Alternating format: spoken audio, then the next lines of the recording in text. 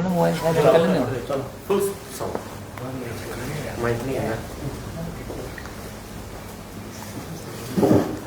चल ठीक है। मैं ठीक है। सभी पत्रकार मित्रों का आज मैं यहाँ स्वागत अभिनंदन करता हूँ। बड़े लंबे समय के बाद आप लोगों से बातचीत करने का मौका मिला है।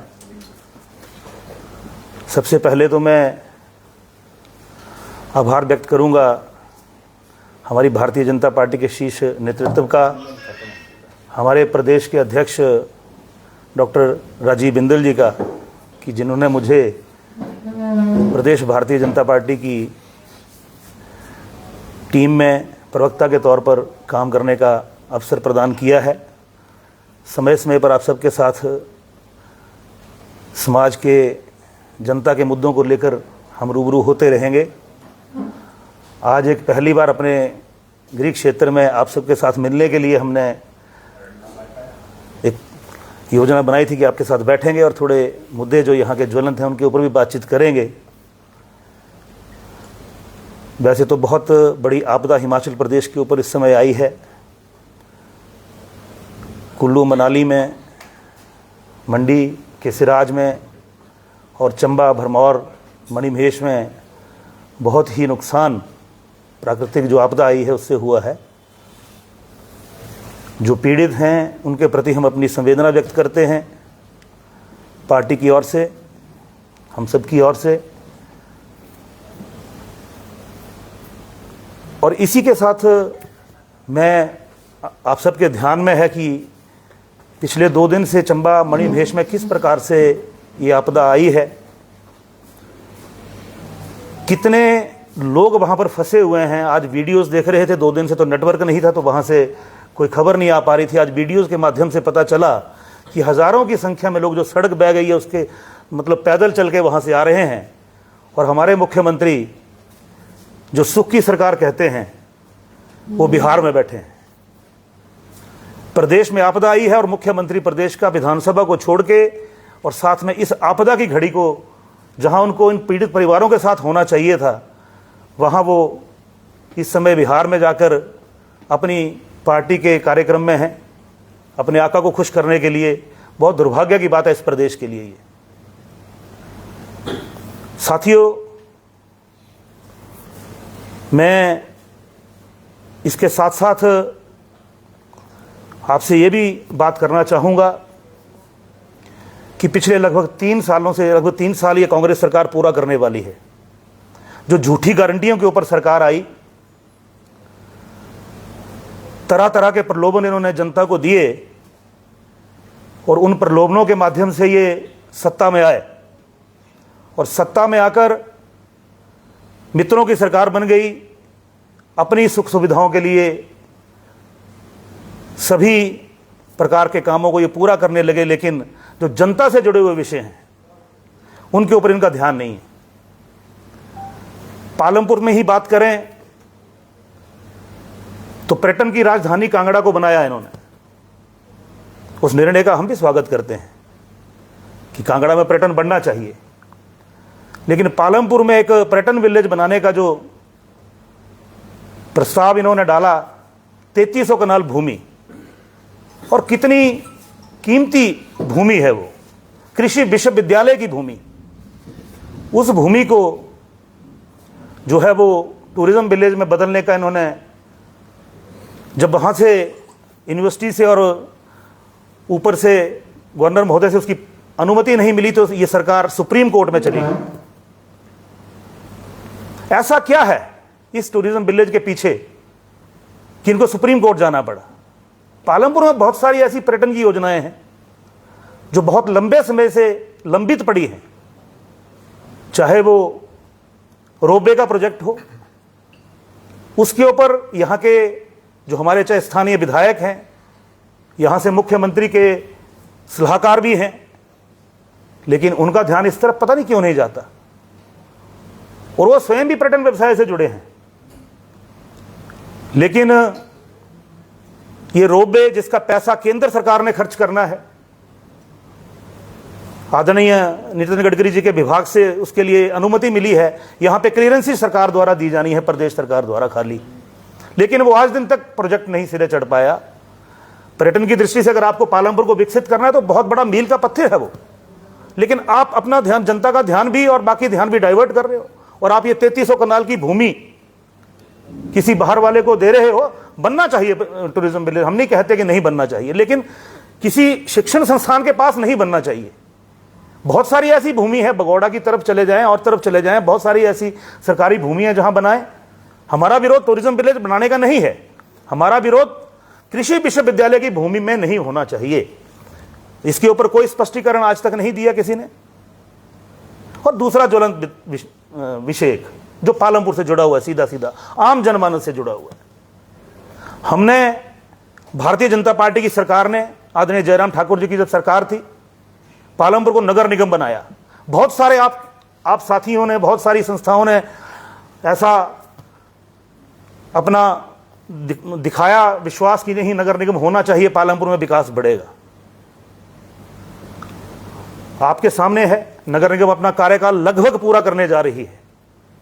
सिर्फ गलियां पक्की करने तक नगर निगम है।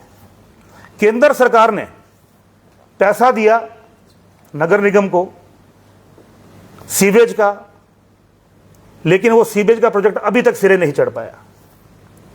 सबसे बड़ा काम सीवरेज का ही है, जिसकी समस्या, क्योंकि यहां पे हैबिटेशन बढ़ रही है, आबादी बढ़ रही है और सीवरेज का सिस्टम जो है वो मजबूत नहीं हो पा रहा है। लेकिन ये गलियां तो पंचायतें भी पक्की कर रही थी, नगर परिषद थी वो भी अपने क्षेत्र में पक्की कर रही थी, वो एक रूटीन प्रक्रिया है। लेकिन जो प्रोजेक्ट दिखना चाहिए, जो होना चाहिए, वो नगर निगम करने में अभी तक सफल नहीं हो पाई है। हमारी नगर निगम आएगी निश्चित रूप से, केंद्र में हमारी सरकार है। आने वाले समय में जनता ने आशीर्वाद दिया, नगर निगम बनेगी तो विकास आपको नजर आएगा सामने। अभी मैं पता कर रहा था पिछले दिनों से कि पिछले 2 वर्ष से नगर निगम में लगभग 40% स्टाफ नहीं है। जितनी सैंक्शन पोस्ट हैं वो स्टाफ नहीं है। सैनिटरी इंस्पेक्टर 2 थे, आज एक भी नहीं है। इंजीनियरिंग ब्रांच है इनकी, आधे से ज्यादा खाली है। कोई भी विंग क्लैरिकल में, वहां स्टाफ नहीं है। मतलब यहां पे नगर निगम बनाई भारतीय जनता पार्टी ने, उस समय पोस्टें सैंक्शन करी, यहां स्टाफ भेजा भी, नगर परिषद का स्टाफ भी मर्ज हुआ, लेकिन उसके बाद 3 वर्षों में, अगर सरकार 3 वर्ष पूरा करने जा रही है, क्यों नहीं भर पाए? बताना चाहिए। धर्मशाला भी नगर निगम है, वहां स्टाफ पूरा है। जब स्टाफ ही नहीं होगा तो आपका काम कैसे आगे चलेगा? तो मैं तो प्रदेश सरकार से पूछना चाहूंगा कि क्यों इस प्रकार का भेदभाव पालमपुर के साथ किया जा रहा है। बहुत दुर्भाग्यपूर्ण है। एक और विषय इस सरकार का, भारतीय जनता पार्टी की जो सरकार थी, जयराम ठाकुर जी मुख्यमंत्री थे, तो बिजली के बिल जो है वो लोगों के माफ किए गए। इस सरकार ने बिजली की दरों को बढ़ा दिया। यह एम्प्लॉयमेंट से जुड़ा हुआ विषय है, इसको देखना आप, गहराई से देखना आप। जब बिजली की दरें कम होंगी तो इंडस्ट्री यहां पर आती है बाहर से, इंडस्ट्री आएगी तो यहां के स्थानीय लोगों को रोजगार मिलेगा। अभी जो इंडस्ट्री थी वो भी बिजली की बढ़ी हुई दरों से यहां से जा रही है और नई इंडस्ट्री पिछले 3 वर्षों में कोई नहीं आई। किस प्रकार का दुर्भाग्य इस प्रदेश के साथ ये कांग्रेस की सरकार कर रही है, और इस सरकार को सत्ता में रहने का मुझे नहीं लगता कोई अधिकार है। बाकी बहुत सारी ऐसी बातें हैं, आने वाले समय में आपसे चर्चा करते रहेंगे। यहां से किस प्रकार से कार्यालय जो भारतीय जनता पार्टी की सरकार ने खोले उनको बदल दिया, फिर अपना नेम प्लेट लगाने के लिए दोबारा से वो कार्यालय खोले। अब जो खुले हुए तो आपने बंद ही क्यों की, अब दोबारा खोले? मतलब अपना नेम प्लेट लगाना था, जनता में अपनी वाहवाही करनी थी। इस प्रकार से आप राजनीति कर रहे हैं और मुझे लगता है बहुत दुर्भाग्यपूर्ण है। पालमपुर में राजनीति का बहुत शांति प्रिय वातावरण रहा है और वही आगे रहेगा, रहना चाहिए। लेकिन आपको मुद्दों के ऊपर तो बात करनी चाहिए, मुद्दों के ऊपर आपको आकर बात, जो जनता से जुड़े मुद्दे हैं उनको लेकर आप सबको मुझे लगता है बात करनी चाहिए। ऐसा मेरा कांग्रेस के मित्रों से आग्रह है। और इस प्रकार की घटिया जो राजनीति जो हो रही है उसको आप बंद करें और मुद्दों के ऊपर, जो जनता के मुद्दे हैं, इनके ऊपर आप आकर बात करें। आप सत्ता में हैं, आप सरकार में हैं, जनता ने आपको चुना है। पार्टियों की सरकारें होती हैं, सरकार की पार्टी नहीं होती, सरकार सबकी होती है। और आपको उस प्रकार से देखना चाहिए। नगर निगम में जो भेदभाव है, जिस प्रकार से आप काम कर रहे हैं, ये चीज़ें आने वाले समय के लिए अच्छी नहीं है। पालमपुर की राजनीति दूषित नहीं होनी चाहिए। आपको पालमपुर को बढ़िया तरीके से आगे बढ़ाना चाहिए, मेरा ऐसा निवेदन है। मेरे साथ मैं परिचय करवाना पहले क्षमा करना भूल गया, और मेरे साथ मंडल के अध्यक्ष, स्थानीय मंडल के अध्यक्ष गोपेश जी हैं। हमारा जो दो मंडल बने हैं भारतीय जनता पार्टी के, दूसरा ग्रामीण मंडल है, उसके हमारे अध्यक्ष सुरेश पठानिया जी, उसी मंडल के प्रभारी भाई विजय भट्ट जी, हमारे शहरी मंडल के प्रभारी और पूर्व में रहे मंडल के अध्यक्ष भाई सुरेंद्र ठाकुर जी, भाई तनु भारती जी, सतीश जी हमारे मीडिया के प्रभारी हैं जिला के। ये सारी टीम है। एक विषय और ग्रामीण क्षेत्र से जुड़ा हुआ, हमारे ग्रामीण के मंडल अध्यक्ष यहाँ बैठे हैं। नगर निगम का क्षेत्र में तो आप भेदभाव कर ही रहे हैं।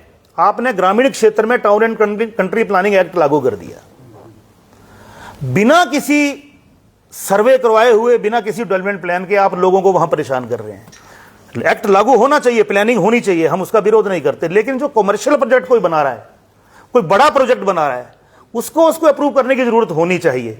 कोई गांव में एक व्यक्ति जिसके पास एक छोटा घर है, उसके साथ वो एक कमरा जोड़ रहा है, अपना एक फ्लोर जोड़ रहा है, आपका डेवलपमेंट प्लान नहीं बना है, और बिना डेवलपमेंट प्लान के आप उनको रोक रहे हो। नगर जो हमारी town and country planning department है, उनको कह रहा है, लोगों को परेशान कर रहा है। आप प्रॉपर तरीके से इस एक्ट को लेके आते, आप प्रॉपर तरीके से, जो हाईवे के साथ कहीं आपने जो पूरे प्रदेश में हो रहा है, ये क्यों ऐसा एक्ट यहीं आया? नगरोटा में तो नहीं है, कांगड़ा में नहीं है, पालमपुर में ही क्यों? हाँ ठीक है, आप विकसित सुनियोजित विकास आप करना चाहते हैं तो आप एटलीस्ट उसका डेवलपमेंट प्लान बनाते। आपका शहरी क्षेत्र का जो डेवलपमेंट प्लान है, वो ही जब टाउन प्लानिंग एक्ट लगा था पालमपुर में तब का बना है, वो रिवाइज नहीं हुआ अभी, जबकि वो 15 साल उसकी अवधि होती है, और 15 साल के बाद वो डेवलपमेंट प्लान रिवाइज होता है। और उस रिवीजन में जो डेवलपमेंट प्लान रिवाइज होता है, उसमें आपका जो क्षेत्र है वो आइडेंटिफाई किया जाता है, कौन सा ग्रीन रहेगा, कौन सा एग्रीकल्चर रहेगा, कौन सा कमर्शियल होगा, कौन सा रेजिडेंशियल होगा। आप 15 साल हो गए, उसके बाद भी 4 साल और निकल गए, आप उसको नहीं कर पाए। कैसी सरकार है ये? और ऊपर से town and country planning act लगा दिया गांवों में। अब कोई व्यक्ति वहां नगरी से नीचे गांव में बैठा है और उसने एक कमरा अगर जोड़ना है, उसने अगर बिजली का बिल, बिजली का मीटर लगाना है उसके साथ अगर एडिशनल मीटर, तो उसको टाउन एंड कंट्री प्लानिंग के पास जाना पड़ेगा, जहां चक्कर कटवा रहे हैं लोग।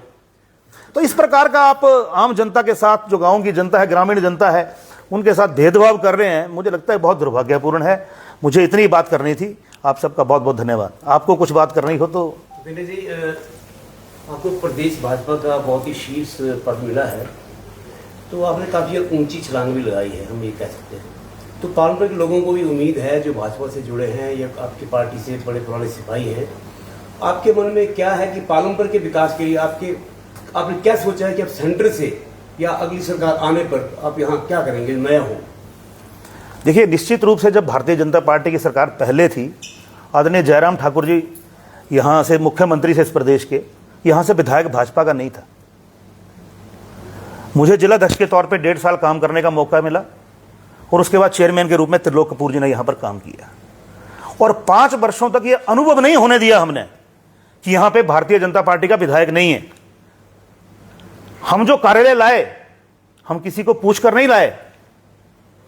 यहां पे जितने कार्यालय आए, चाहे वो पीडब्ल्यूडी का सब डिवीजन गोपालपुर में था, चाहे वो नगरी चचिया की उप तहसील थी, चाहे वो बनूरी का आईपीएच का सब डिवीजन था, चाहे वो बीडी ऑफिस पालमपुर का था, ये सारी, इसके साथ और बहुत सारी चीजें हैं, पीएचसी है कंडवाड़ी का, इसके साथ हमारा वेटनरी का वो है ख्यापट में, बहुत सारी चीजें हम लेके आए।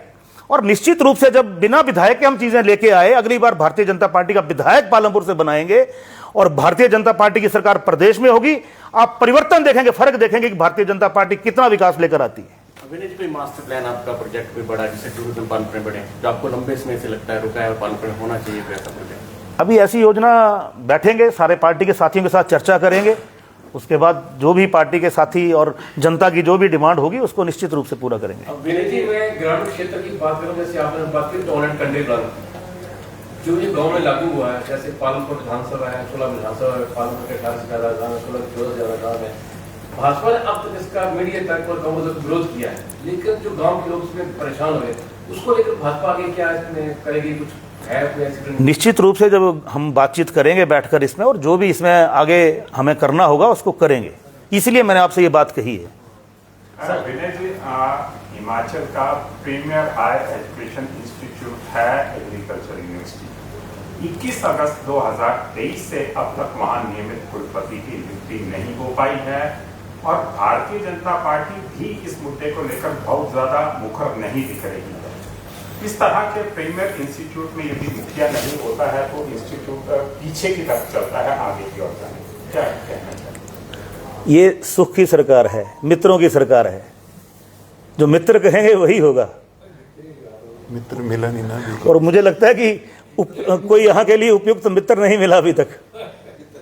आप राजनीति जुड़े हुए हैं, उस संगठन से जुड़े हुए हैं, आपसे एक सवाल रहेगा, जो कांगड़ा जिला वो प्रदेश में सबसे बड़ा जिला है राजनीतिक दृष्टि से, और जो शिमला की सतह वो कांगड़ा से होकर जाती है, तो क्या कारण है ना कांगड़ा को भाजपा अध्यक्ष मिला, ना महामंत्री मिला, उपाध्यक्ष मिले, प्रवक्ता मिले, इतने बड़े पद क्यों? नहीं, ऐसा नहीं है, ऐसा नहीं है। पार्टी ने पूरा बैलेंस किया है सब जगह, जहाँ जहाँ जो आवश्यकता थी।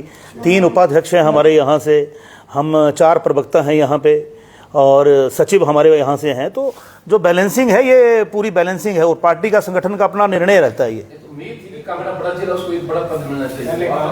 कांग्रेस ने बैलेंस किया, बीजेपी ने भी बैलेंस किया। नहीं, भाजपा ने तो हमेशा कांगड़ा को बैलेंस ही किया है आज तक, ऐसा नहीं है, कोई बैलेंसिंग नहीं हुई है।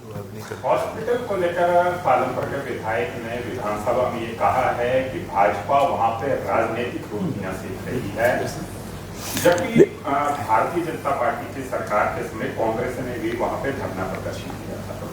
तो आपने ये प्रश्न पूछा, वैसे ये मुद्दा हो चुका था, तो मैं इसलिए इस पे आ नहीं रहा था। मैंने इसलिए अपने इसमें नहीं लिया। देखिए, ऐसा है कि इसका जवाब वैसे विधानसभा में हमारे यहाँ के विधायक और पार्टी के उपाध्यक्ष विपिन परमार जी ने दिया, वहाँ पे बात रखी है पूरी है।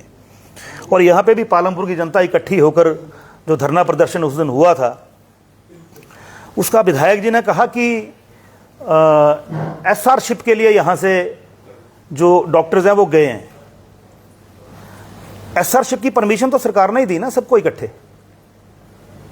आप 2-2 करके भी दे सकते थे ना, आप हॉस्पिटल को खाली नहीं करते ना। और अगर आपने देनी थी तो आप वैकल्पिक व्यवस्था करते। इतना ही कहना है मुझे तो, बाकी तो आप सब समझदार हैं।